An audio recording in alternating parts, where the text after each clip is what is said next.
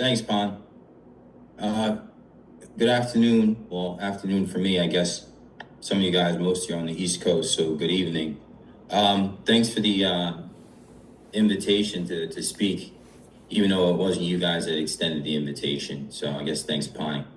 But the the calls, I guess, doing this stuff. When I think back, going through the training program into management and to consultant and whatnot. Sometimes just hearing things from a different perspective resonated differently, and they helped me get information that I needed to move along and progress in the program. And so I'll spend a small part of the time telling you my background, so maybe you can relate to where the information is coming from, and then more time trying to give you an objective perspective on what might help you be successful. I did this shit to get rich. There's no other reason that I would fucking knock on people's doors or stand out at an event or go business to business and do the shit that you know we have to do. There's no other reason I would do that. And it has nothing to do with being passionate about marketing or sales. My background is education. I was a school teacher. I taught third grade for 6 years. But I think it's a really immature way of looking at things to think you have to be passionate about something to do it well. That's like saying that everyone who gets up and goes to the gym at 5 o'clock in the morning is passionate about waking up at the crack of dawn and going to the fucking gym. That's just asinine to think that. Well, why are they in the gym? Because they like being in shape. They like the result of what they're doing and what it brings them. I never liked one day going into the field. I just like being rich. I just like having my parents on my payroll. I just like owning multiple homes. I just like walking out of my house and deciding which car I'm going to drive for that day of the week. I like vacationing numerous times a year. I like my kids having trust funds. I like my wife working if she wants to. And so, to just keep it real, I did this to get rich. Now that I'm rich, I'm continuing to do it to become wealthy. And the difference between being rich and wealthy is rich people have to go to work to maintain what they have. Hence this suit that I'm wearing. I'm at fucking work. Wealthy people have positioned themselves where their money is generating enough money to sustain their lifestyle regardless of what they're doing. If I was wealthy, I wouldn't be talking to you motherfuckers. I'd be riding one of my horses or fishing or hanging out with my kids, but I'm in California. My wife and kids are in Connecticut. Why am I in California? Because I'm rich. Speak it. What did I come here for? To become wealthy. There you go. I'm 44 years old. I do not plan on running an office any longer than another year. It's been a minute. And I didn't even do this the first 8 or 10 years correctly because I thought running an office was the goal. I was like, I want to get to management, run my own office. And I did that pretty quickly. And then I made a lot of money, but I spent a lot of time because to run a top office, you literally are, not to be cliche, the first one in and the last one to leave. But if you're making $400,000 or $500,000 a year, you might not mind that. What happened to me is two things. One, people started to pass me by. I started to see people that were newer in the business than me get promoted to consultant and vice president, and that shit stunk because of my ego. The second thing is I started a family. I have 3 boys. I have a 13-year-old, a 9-year-old, and a 4-year-old son. And when my first son was born, I wasn't with his mom in a relationship. I was kind of a wild dude before I had a relationship with God, and so I had a kid out of wedlock. And so we split custody. And it got really difficult to run a top-performing office and be a good father. And I really wasn't willing to risk being a good father to keep making a shitload of money. And I realized that I had taken the wrong approach and that my goal of running an office should have been a goal of being a vice president and running an organization and have motherfuckers run offices for me instead of me putting in all the legwork. And so that's what I'm making up for now.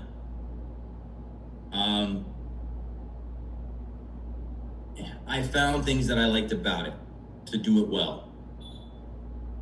Pawnee can say our relationship in a few words, but the reason that we're so tight is because you'd be here all night describing the connection that we had to have in order to grow through the career together, the ups and the downs. We could laugh and talk about it all night. And so, because I was doing this with a friend and someone that I admired and someone that I wanted to kind of aspire to be like, it pushed me. The days I wanted to be lazy, the days that if I didn't have a trainee, which wasn't that often, because if you're fucking good, you're training every day. If you're not, you're doing sales. So you can count on one hand the number of days I didn't have a trainee with me. But those days I was by myself. Did I want to go straight to the field? Did I want to leave the field early? Did I want to go see a movie? Yeah, of course. Why didn't I? Because I was doing this for something more important to me than myself. I was doing this for my mom. I didn't have kids yet. I wasn't married. The only thing I loved more than myself was my mother and my father. But I wouldn't care if that Negro was in an apartment. He'll be all right. But my mom was my best friend, yeah. So I pretended my mom was watching me work in the field every day. I pretended I was famous. And paparazzi was filming me from the time I went to the office, from the time I went home. And they were going to take that film and they were going to show it to my mother. And I needed my mom to be able to watch that film without me having to pause it and explain my actions. So Mom, the reason I stopped in Dunkin' Donuts for 2 hours is because I was already in this thing called Bell, and I didn't have any trainees with me, so it really didn't matter if I sold that day. I didn't want there to have to be any explanations for the person that I was doing this for. And so I psychologically psyched myself in to doing the best that I could by pretending my mom was with me in the field every day. And there's a lot of shit I would quit on. I never quit on my mom. And she needed me. My parents needed me. They were broke. I went to visit my parents in their apartment after they lost their house. And I went to the apartment and my dad was in there watching TV, and I was like, Dad, where's Mom? He's like, oh, she's doing laundry. And I was like, where's the laundry room? He's like, oh, it's down the hall on the left.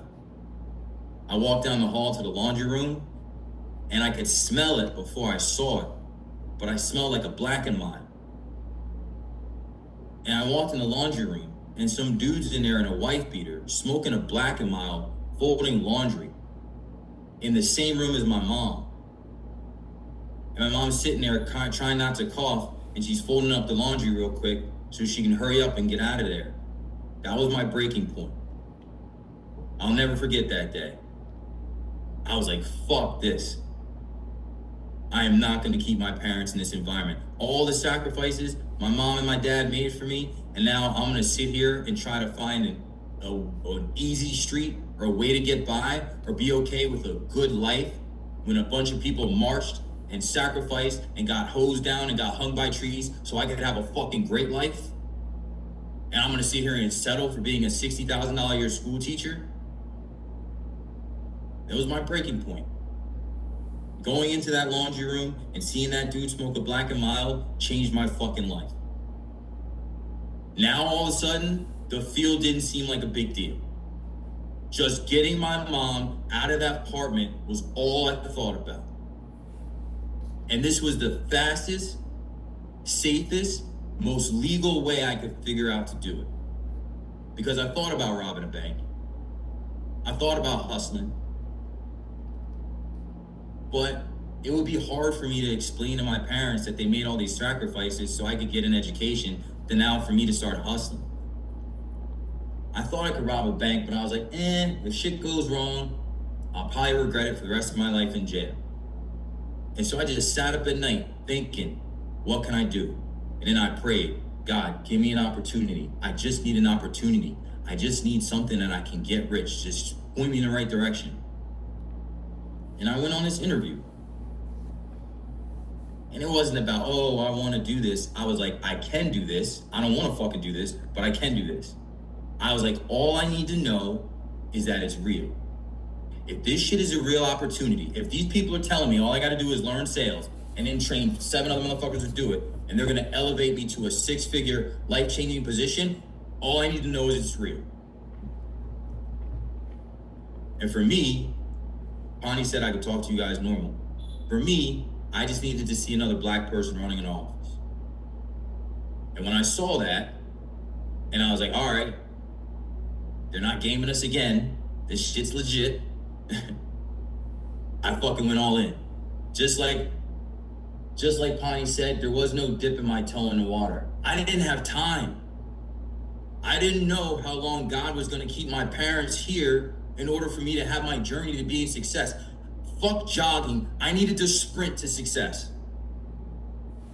I did not know if my parents would get sick, if they'd be in a car accident. All I know is they are here now, and I needed to fucking win now. I have to make it. I have to make it. And I will, and I am. And so I went into this.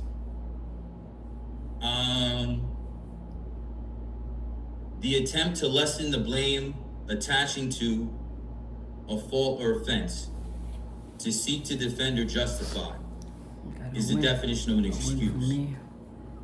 An attempt to lessen the blame attaching to a fault or offense, a seek to defend or justify, or a reason or explanation put forward to defend or justify a fault or offense is an excuse.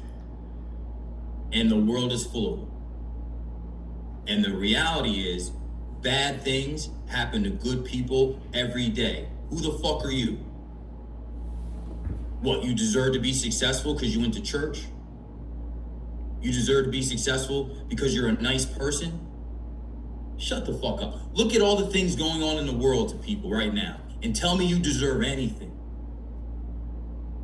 I don't know if any of you on this call marched across any bridges, got hosed down, got dog sicked on you so that you could use whatever bathroom you want or drink whatever water fountain you want, but that's some real shit. And that's what happened to a lot of people, so that a lot of you females who are on this call, or a lot of you Negroes who are on this call, or a lot of you Hispanic motherfuckers that are on this call have the right to be on this call. And hear from another African-American millionaire who's doing the same shit you're doing. I can do it too. I just didn't do it halfway. 4 things I've ever been scared of: heights, snakes, spiders, and an average life are the only things that have ever had me shook. And this was my way out of having an average life, legally. Average life. And what I see with people in this industry is they treat it like they treat relationships. Think of any relationship that you've been in and how you felt in the beginning. When you didn't quite bag that dude, or you didn't bag that chick yet. You were so excited, you're so attracted to them. You thought you wanted to be with them so bad. You're on the phone with them. You called them. If they asked you to drive 2 hours in the middle of the night to go see them, you go do that. All that shit just to date a motherfucker. And then you get into a relationship with them, and how do you act? How do you treat them? You treated them better in the courting process than you did actually getting them and being in a relationship. Before you locked them up, you wouldn't even get off the phone. You hang up. No, you hang up. No, you hang up. And then you're in a relationship. You finally got the commitment, and you're like, bye, motherfucker, bye. You just take it for granted. That's exactly what people do with this business. They were so desperate looking for an opportunity. I interview people all the time. What are you looking for? Just an opportunity to grow and advance and be judged based on my merit and not have any seniority. All right, motherfucker, welcome. And then 2 weeks later, I got a sore throat. My car tire's flat. You're a fucking bum. Just say you're going to have an average life. I'm not. Just say it. Because you can't have an A life with C effort. And that's what most motherfuckers do. They give everything a C effort. What if I told you, if you don't get to management in the next 12 months, I'm gonna kill the closest person to you in your life? I'm gonna put a gun to their head, you're gonna watch me shoot them. Would you work any harder than you are now? If the answer to that question is yes, go fuck yourself. That's exactly why you're not where you wanna be. Because you haven't put your life on the line. You haven't put someone's life on the line that you absolutely would do anything for. And so you're stuck. Is this real? Is it not real? Can I do it? Can I not do it? You can do anything. You just have to want it bad enough. And you have to treat this business every day how you did before you had the job, or when you first got into the office your first week, and you were dressing to impress, and you were showing up early, and you were being the best student. And then the worst thing happens. Motherfuckers get to leadership, someone hands you a certificate in a packet and gasses you up like you did something. How much does your pay structure change from account executive to leadership?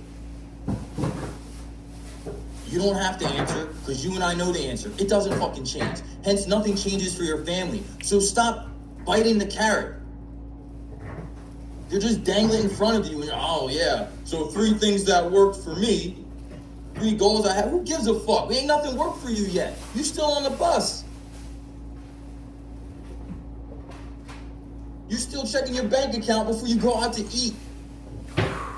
Don't get psyched into it. Stop one day. They're just doing that. We're doing that. I hand certificates to motherfuckers every week. And they feel all good about it. And I let them feel good about it because I know 90% of them, 95% of them aren't going to make it to management. So let me gas them up and keep them riding the wave right now. You got to see past it. Anyone run track, they don't tell you to stop at the line. They tell you to run through the line. That's how you have to do this business. High school and college is over. There's no diploma or degree at the end of this. It's your fucking life. And if you want a good one, you're going to have to become great. You're going to have to recognize your weaknesses that the business shows you early on, identify them, and then overcome them. How do you identify your weaknesses? Easy. Just pick out people in the office that you admire. Who in the office do you admire? Then ask the next question, what is it that I admire about them? Whatever it is that you admire about them, you have to adopt that quality immediately. Until you no longer feel admiration for them and people start to feel it for you. Next thing you know, you'll turn around and you'll have a following. You call it a team. I call it a following. The idea isn't to build a team, it's to get great at developing leaders. And if you get great at developing leaders, a team inevitably builds itself.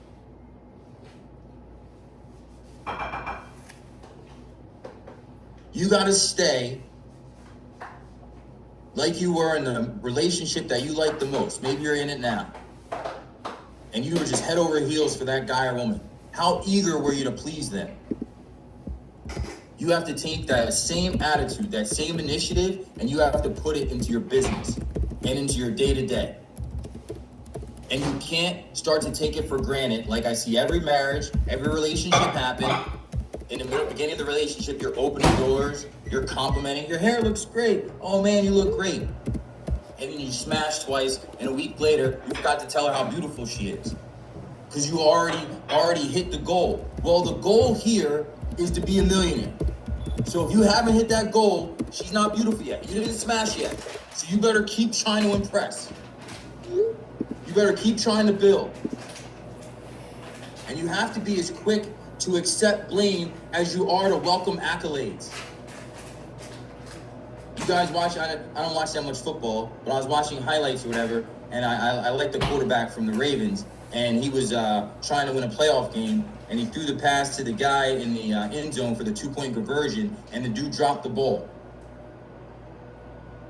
Now, whose fault is that? You can, it's Lamar's fault. He didn't throw it right, or, it was cold outside, so the guy didn't. Shut the fuck up. It's the dude's fault that dropped the pass. Just like if he would have caught it, he would have had no problem jumping up in the stands, having everybody hug on him, take the game ball, throw it in the stands, and be like, yeah, motherfucker, yeah. But he didn't catch it. He dropped it.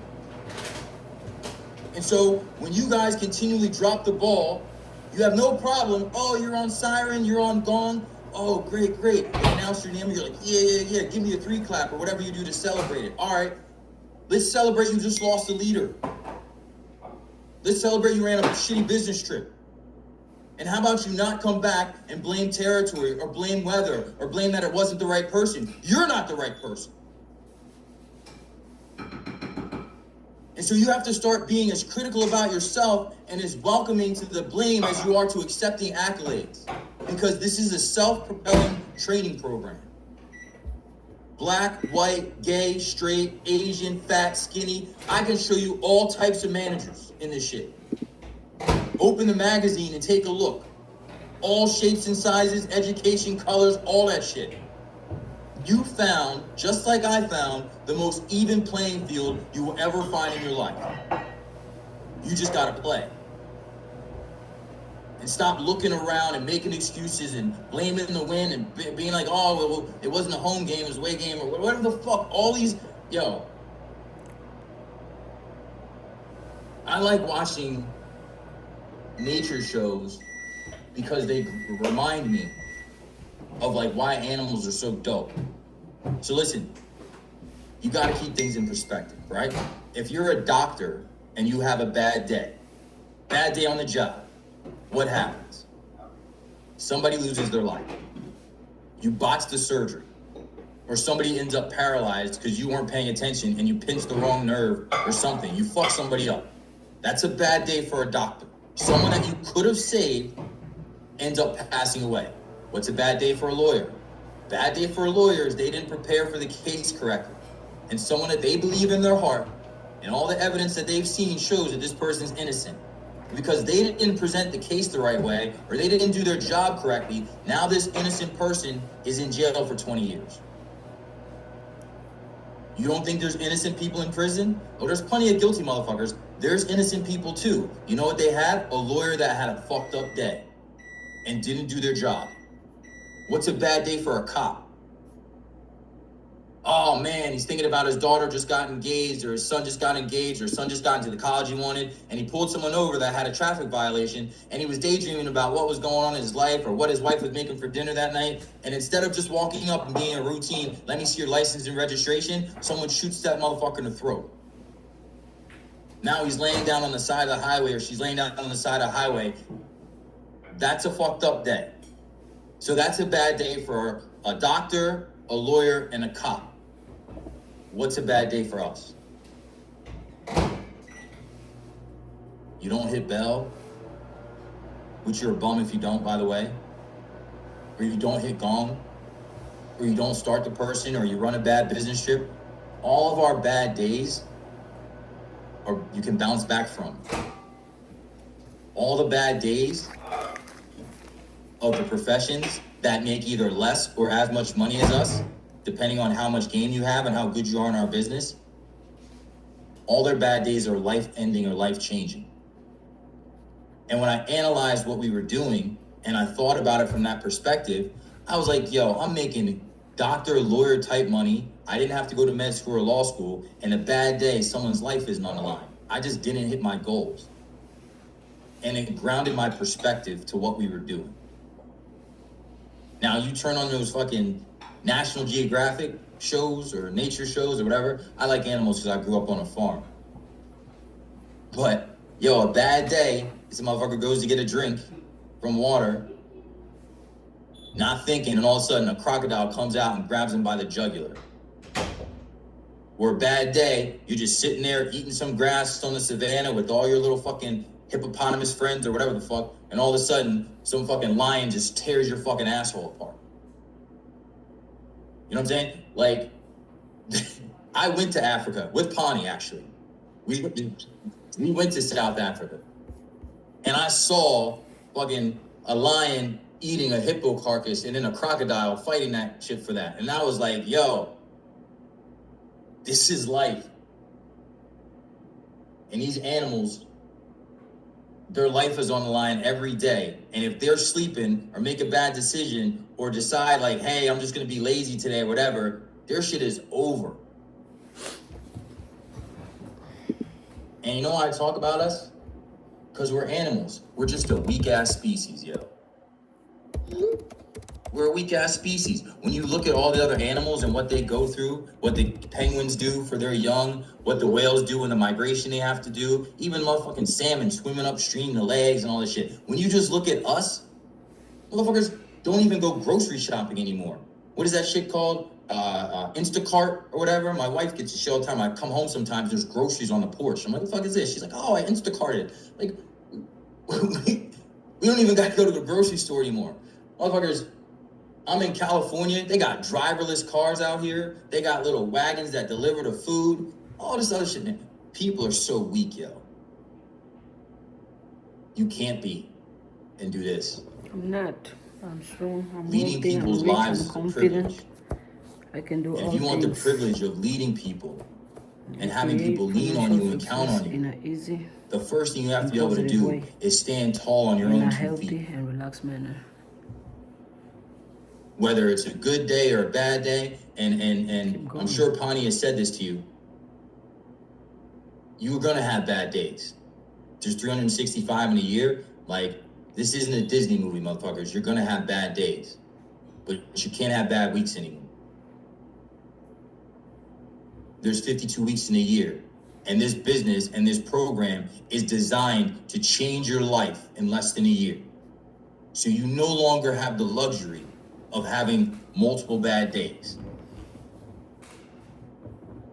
One bad day happens, 2 bad days in a row is a choice. You got to start winning the weeks.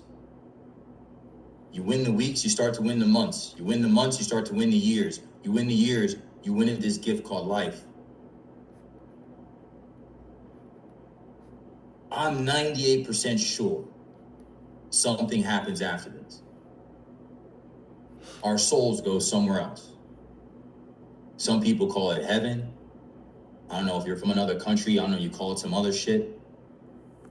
But I do believe that our souls go on to something else, to be with our Creator, wherever you think that may be. But I'm not positive. I'm sure. I've studied, I've read, I go to Bible study, I'm at the church, I'm constantly trying to grow my relationship with God. I'm in church every Sunday and I read the Bible, and I need all that, especially while I'm away from my family. But I won't know until I'm dead. I fucking know this exists because I'm living it just like you. And I refuse to leave it up to chance. I refuse to play the lottery and hope that maybe, statistically speaking, I have a better chance of getting struck by lightning 5 times, but tonight my numbers are gonna come out. Like, shut the fuck up. You know why they have the lottery? To keep people that are putting cheese on our burgers and pumping our gas at bay. To keep them from going nuts. To feel like they have maybe a slim shot of having a dope life. I just couldn't take it anymore. I couldn't take it. I had to be successful. I had to be rich. Money doesn't buy happiness, it buys options. It makes things incredibly easier. And the reason I had to do it is because so many people in my life that I love, I know they couldn't do it. I knew they were counting on me. And some of you know exactly what I'm talking about. Money is good. You know your Money mom's is done. Money is a You know she's beautiful counting on Money you. is a beautiful All the thing that sacrifices, I all want, the that things I she have, did that without I so you could multiply, have, that she I was counting invest. on that. It wasn't going to be in vain, and that you were going to every day. become the person that you were destined to be. Some of your dads, they're burnt out, yo. The job I retired my dad from, he worked at Sears in the lawn and garden department. And his fucking manager is a dude I graduated high school with.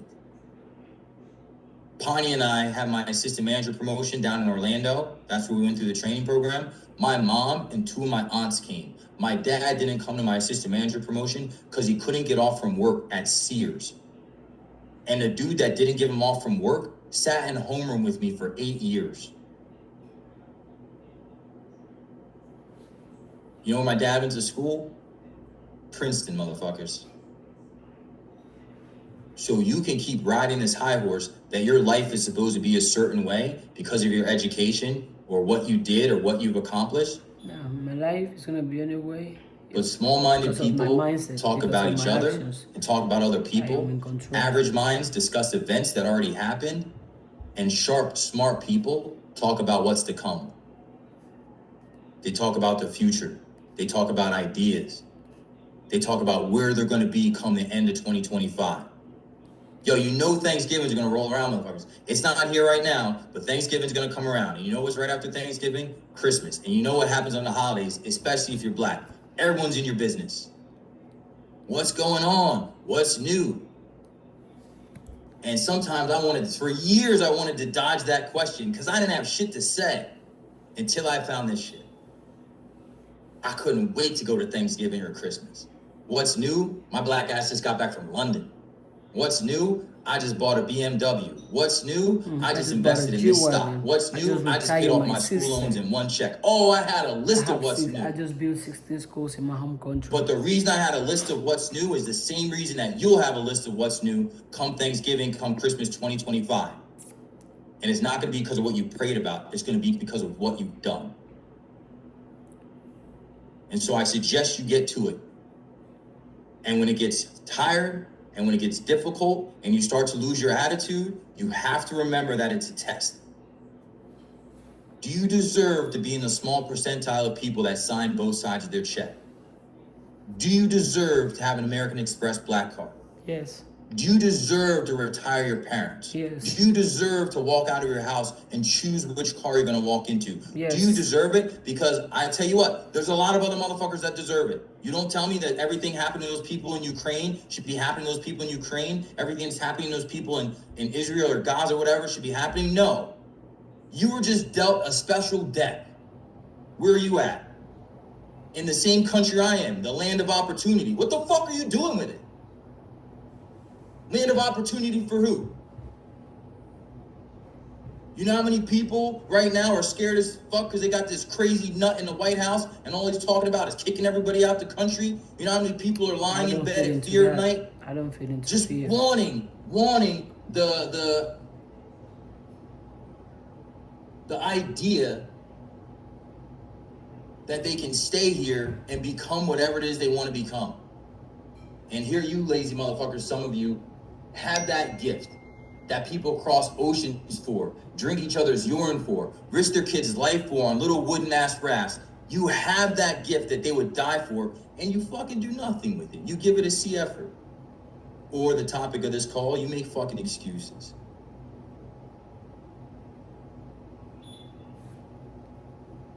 Well, I hope you put that shit to rest. And I hope that when we do get a chance to meet in person, maybe one or two of you be like, yo, man, I was giving this shit a C effort, on my good days a B effort.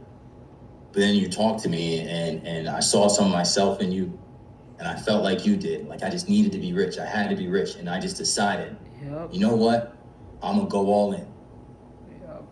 I'm going to work until I'm tired. My ideas, my creativity, I can win. In high school, I tell you this last story real quick. In high school, I didn't drink or smoke weed or anything like that. I was like student council president. I grew up in the suburbs of Philly. I went to a pretty big school, but it was a really diverse mix of people, right? And I decided to go to a party my sophomore year. And the only reason I was going is because this girl, Erica Lucida, was going. And I thought she was dope. And I was like, I'm gonna try to get with her, whatever. But I also was big into track and basketball. I was better at track, but I liked basketball more. I just wasn't as good at basketball. And I have an older brother and sister. My little sister died when she was 2. That's who I named my first company after. But my older brother and sister,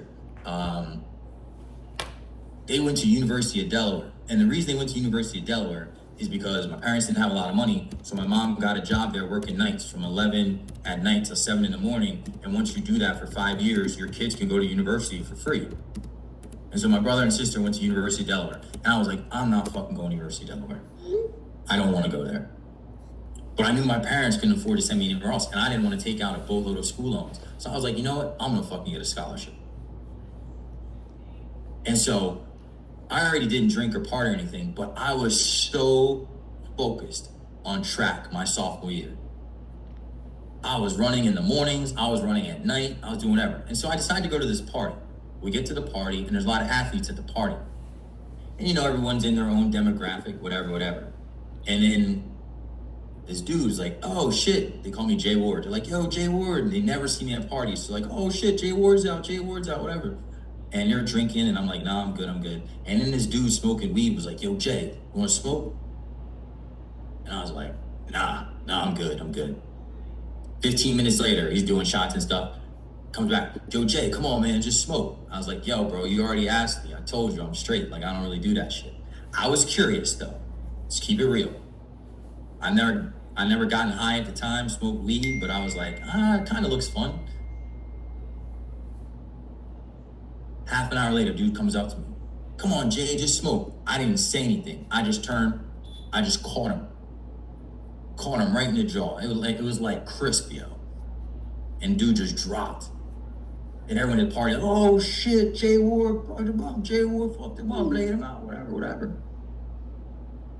And I just got so offended and pissed off because I'm like, yo, why does this dude keep asking me the same shit? It started to get offensive to me. Because he's trying to take me off track. And I was polite about it the first 2 times. He gonna come to me a 3rd time? Well, he's not understanding me verbally, so maybe he'll understand me physically. And I just caught this dude. And I went to the college on a track scholarship. And in my sophomore year of college, I decided not to go home because my parents had lost the house and I didn't want to go to some depressing ass Section 8 apartment. So I stayed up at college and got a job at U-Haul. And my manager at U-Haul, we're hanging out and shit. Now I'm already in college. I already got my shit paid for. I'm already running. And he's like, yo, Jay, you want to burn tonight? Want to smoke? I was like, fuck yeah. And I watched the movie Belly. I don't know if you guys seen that movie Belly. I watched that shit twice in a row. I was so high.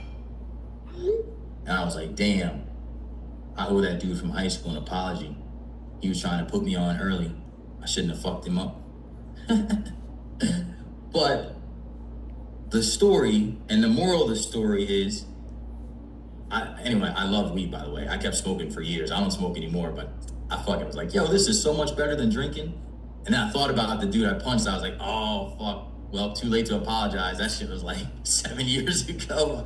Oh, man, I should send that motherfucker a Christmas card and apologize or something. I was so mentally locked in to what I was doing. And I didn't love running. I just loved the idea that I could go somewhere other than the University of Delaware and be different than my brother and sister, and my parents wouldn't have to pay for it, and I wouldn't have to have a bunch of school loans. So I was just mentally locked in. Waking up early as shit, drinking water, eating bananas and shit for potassium, just mentally locked in. And I didn't care if people were drinking around me. It looked fun. You couldn't have held me down and poured a beer down my throat because I was so locked into what I was doing that I just didn't give a fuck about everybody else. That's the type of mentality you have to have in this business. You have to be so locked in that the distractions don't matter to you. It don't matter. The goal is so much bigger than the noise around you. I know what I want and I get it. And who cares what the majority of people are doing? Good. If you do what the majority of people do, you'll have what the majority of people have. The majority of people don't have millions of dollars, motherfuckers. So you better get tunnel vision. You better lock in. You better ignore all the distractions and all the deterrents because all of it's a test to see if you deserve it. And I was fighting for a scholarship. School's out. There's no high school, there's no diploma or degree at the end of this. It's the lives you're gonna lead. And there are people I can trust and tell you that are counting on you to lead a great life to enhance theirs. My future self, my past self. Fuck the leadership that your team's looking for. What about the leadership your family's looking for? I own it to myself.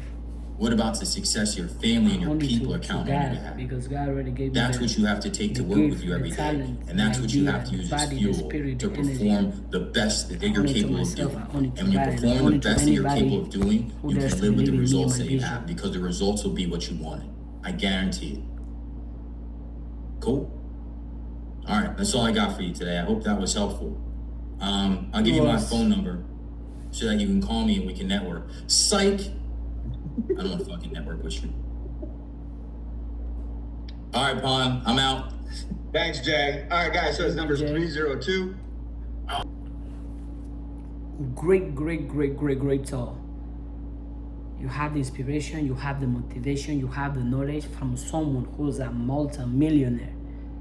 Whatever knowledge, whatever advice, whatever word, whatever example, whatever energy, whatever he said that turned you on and that got you believing in yourself more, having faith in yourself more, that you can do what you want to do, you can be who you want to be, you can create whatever you want to create.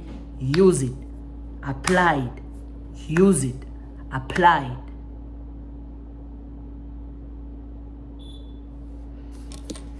I have here my notes. Mentally locked in into what you want, locked in into what you want, locked in into what you want. And let me know in the comments too, which part was most impactful to you, or more motivational, or more educational to you. Put it in the comments.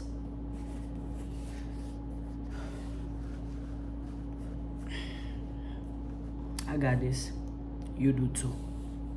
Let's get into it.